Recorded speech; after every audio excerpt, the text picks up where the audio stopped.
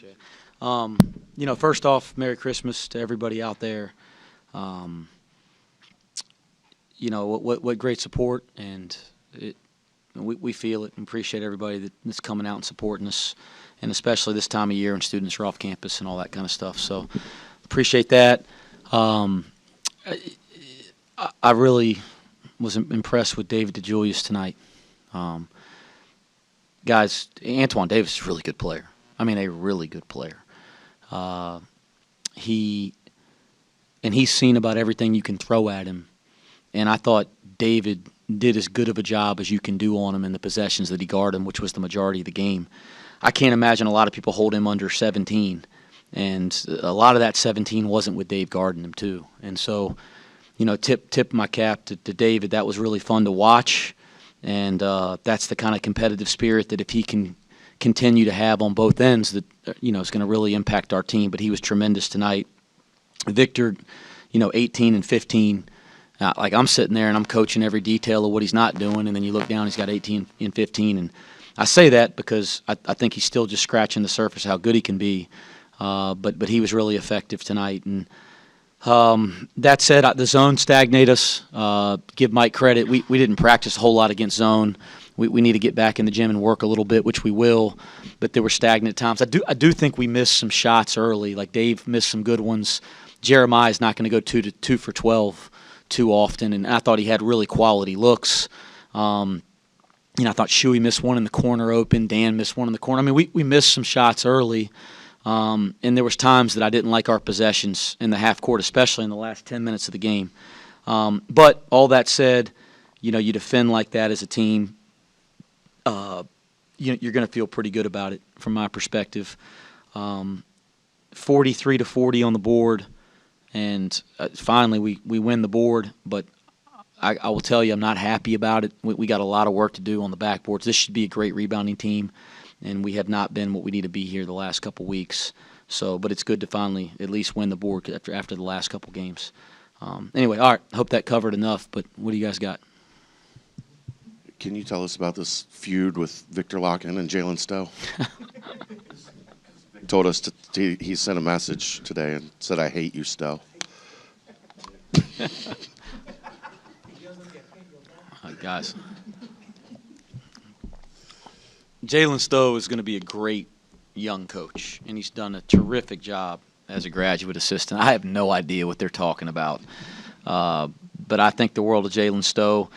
I coached against Jalen Stowe for 4 years during his time at Mercer, and thought enough of him to hire him, not because of how great a player he was, even though he'd tell you he was a great player, because of the kind of player he was. He was a winner and a team-first guy, and those are the kind of people that maybe don't get recognized quite a bit. But there's so many people behind the scenes that do so much for our program and our graduate assistants. And 2 of the 3 of them played for me, and Abdul Adu and Malik Massey. But Jalen's now kind of feels like one of my former players. He's going to be a terrific young coach.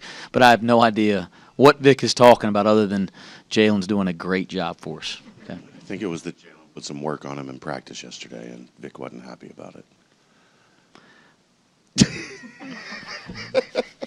Next question, fellas. You got 16 combined from Jeremiah and Odie. That 4 spot has kind of been something that seems like you're trying to find the perfect mix there. Do you feel like you're getting closer offensively and defensively with where you're at the 4? Even Odie played some 5 tonight too, I thought I saw. I do. I've really liked when we play those guys together, and I did think Jeremiah, even though you look down, he shot 2 for 12, I thought he was playing well tonight in the first half especially. So we looked at it, the way the game flow was, the way the teams matched up. We kind of felt that the big lineup wasn't as effective tonight as maybe it's been in other games. And so in the second half, Jared gets those minutes alongside, Jeremiah, and we just kind of go 1 in, 1 out at the 5 with Vic and Odie. So we now kind of have a better feel for how to play with different lineups on the floor because we practiced that a lot now. And we also have the ability to kind of mix and match game to game, and that was a conversation we were having on the bench all night. Not that it's always going to be 18 and 15 or 8 for 10 from the field, but do you feel like Vic's starting to get to the point where this is going to be what he is night in, night out consistently? I think he's capable. I do. guys, you're just seeing like a tip of the iceberg of what Vic is capable of. I think Vic can play anywhere in the world. I think he's got that within him. Now he's going to have to continue to grow and develop to get that all out of him. But he's improving at a rapid rate. Everybody knows that. And I think he's just getting started. He's such a great young man, and he has a great work ethic, and he's really committed. So, God willing, I think he'll continue to grow. The conference slate is done, the non-conference slate. As you're looking back at these few games, where do you stand as far as your outlook and the growth of this team, as far as where you're headed in the AAC play? Well, I thought the first 2-3 weeks of the season were frustrating. We're trying to, you lose a couple pieces. You're trying to figure out rotations, and you don't want to do that. You want to figure that out in the preseason. And I thought we were trying to kind of find our identity. I didn't think we were defending. We weren't sharing the ball. And so we were really kind of just working through some things the first 2 or 3 weeks. And I'm not making an excuse. I was frustrated. Our team was frustrated. Over the last, 2-3 weeks since we got back from Maui, I felt like we've started to establish our identity as a team. We've had more purpose in practice. We're figuring out roles and rotations and where we fit. And I do think we've grown a lot in the last 3 weeks. But as you mentioned, Keith, non-conference is over, and it gets real when league play starts. So I do like our improvement here the last 3 weeks, but that doesn't guarantee anything. We get back, we have to keep growing, and we're going to have to take this up another level to compete the way that we want in the American. Wes, took 35 minutes to get to the free throw line for you guys tonight. Is that more just lack of aggression, or is it something where like the refs were just kind of being a little more lenient with play, or? No, I think we got to the line really well in our last game. It is something that is important. We got to attack the rim more. Tonight against the zone, we did not get the ball inside well, something we were talking about in huddles and timeouts. And I think it's two things. It's one, we got to get our guys to look inside and be in position better in kind of our flow against the zone. And then the design of our action against zone has to be better from our standpoint as coaches. We got to get the ball inside more. Offensively, against man, against zone, we have to do it, and we got to put more pressure on the rim so that we can put fouls on people. And then just real quick, so Landers tonight, I know didn't have the night of shooting you guys expect from him, but 9 rebounds, 4 assists, 2 steals, obviously kind of picked up everything we left off. How big was he for you guys tonight down the stretch? 9 rebounds, I love it. He's another guy. His ability as a player is so much greater than shooting the ball. He's 6'8". He's a big boy, long, strong, powerful, athletic, great instincts, and he's just starting to kind of figure out how to impact the game in other ways other than shooting. He sees the floor extremely well. He's a better passer. He's becoming a better defender. And one of the areas I've been really challenging him on is to be more impactful on the board, especially the offensive board. I think he's like Vic. I think his ceiling's really high, and he's been working his tail off and been really coachable. I think if that continues, he's going to be able to impact the game in other ways other than shooting, and we do know how well he shoots it. Only 4 turnovers tonight for you. I know you look at 11 or 12 and think that's too high. 4, where you want them to be? Yeah, I like 4 turns, 16-4. I like that, no doubt. Let's put it in perspective. They're playing zone the whole game, and there's not a lot of pressure. But 4 turnovers is 4 turnovers over 40 minutes, and that part you do like. David on Davis, did he want that assignment? Did you guys feel like that would be best from a team perspective? How did that come together? Yeah, I think both. I think we felt like he's the best guy to defeat screens on the ball, defeat screens off the ball, to get underneath him a little bit. And, yeah, I think David was excited. He gets excited for big defensive assignments. You have the luxury of having your 4th guard, I guess 3rd now that Rob's out, being a dynamic player in CJ. How beneficial was that this week as you're preparing for a guy like Antoine? Yeah, that's a great question. CJ was Antoine Davis in practice the last 2 days, and 2 things, because I spent 2 years in North Carolina on the scout team. And when you get to be somebody like Antoine Davis, it's fun. And he had a lot of fun with it. So that was fun to see him enjoy it. But he did a terrific job. And he is dynamic and, as we talked about, good enough to get into these games. And he helped, and not just him, but the scout team. They did a really nice job of helping us prepare for this game. Did JD ask if he could be Antoine Davis for a little bit in practice? No, JD wanted to be on the main team, trust me. JD had a team-high 5 assists tonight, was seemingly kind of looking for that quick extra pass when maybe he would shoot in other situations. Most assists since the win over Louisville. What do you think of his playmaking tonight? I think that I've been really pleased with how he's trying to play the right way here over the last week or so. Like, there's a concerted effort to try to play the right way. And, you know, you want when guys do that to all of a sudden they also scored at a high rate, because I do believe that's how it works over time.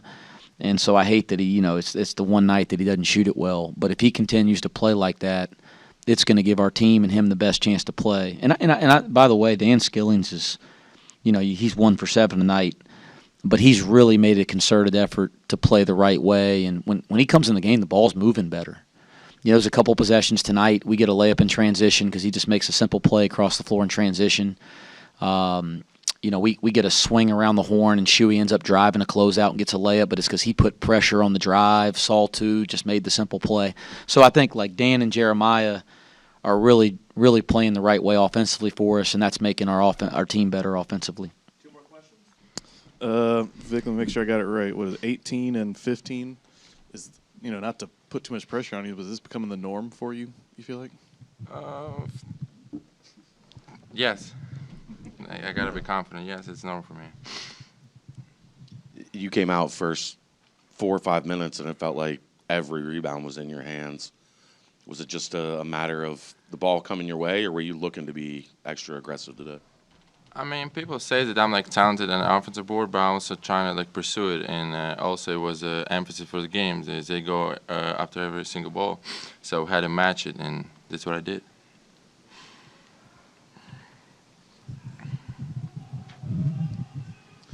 Vic, is there something happening as far as your comfort level, or maybe is everything coming together for you? Is something changing for you here in the last few days, in a few games? I don't think so. We just get better as a team. So my shots getting better because people created for myself. I happen sometimes in a better position so I can score the ball in an easier way, because I try and keep my field goal percentage really high. And nothing really personally happened to me. It's just our team gets better, so we all get better on offense, but we still have a long way on defense. Odie, you guys had a size advantage, especially when you and Vic were in there together. Is that something you were looking to take advantage of? Yeah. Coach told us, looking at the roster, they weren't that big. So we went in there, and from the get-go, immediately just started attacking them inside. But Odie led the bench in scoring tonight. You guys had a plus 13 differential, and your rotational players. Can you talk about how big that is for you guys when you got to come in and fill in those minutes? Everyone coming off the bench always tries to provide a little spark, boost the energy. We're able to see how the pace of the game's going. So come in there and then immediately try to work and just do our job. Top 10 in threes made coming into this game, Detroit Mercy was. How important was that, running them off the line, especially in that first kind of flurry? They made 5 threes to start, and you guys pretty much shut them down the rest of the game. Yeah, that was on the scout, especially, shout out to them. They're a good three-point shooting team, and we just tried our best to keep running them off the line, trying to limit their attempts and everything, but, shout out to them. They were able to make a couple hitters for a couple threes early on. Odie, we saw your confidence grow here as of late, starting with that game versus Xavier. What's been working for you? Obviously tonight, the first half, you finished with 8 points there in the quick segment. What's been working for you in the last few games to seem to get that confidence growing again? Just been working. Just been grinding. I try just every single day in practice, every single time we go at it. Me and Vic, Lou, we all be going at it, trying to work and get those reps in order to keep getting us better.